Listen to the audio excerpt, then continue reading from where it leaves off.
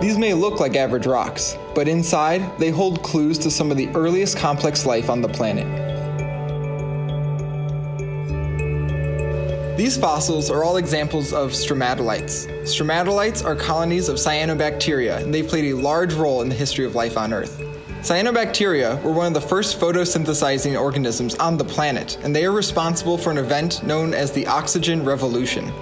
This took place around 2.4 to 2.0 billion years ago, and Earth's atmosphere went from having no oxygen at all to about a quarter of modern-day levels. Like algae and plants today, cyanobacteria use carbon dioxide, water, and sunlight to make their food. The oxygen they emit is just a byproduct of that process.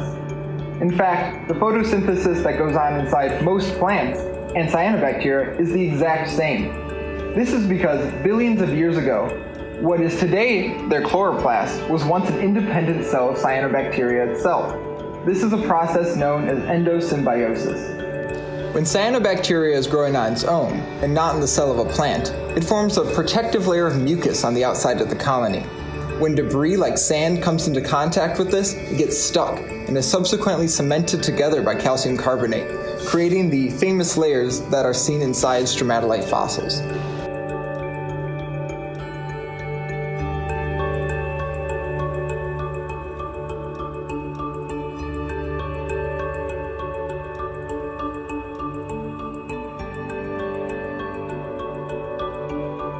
Colonies like these may have first evolved 3.8 billion years ago, but the exact time of their first appearance is something that is still hotly debated by paleontologists today.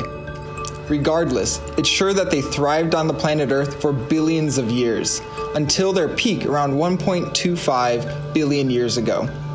Their sudden decline after this was probably due to the evolution of new microscopic predators.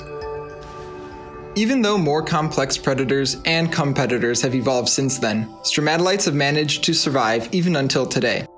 In modern times, they're usually found in really harsh conditions like boiling hot springs and hypersaline lakes.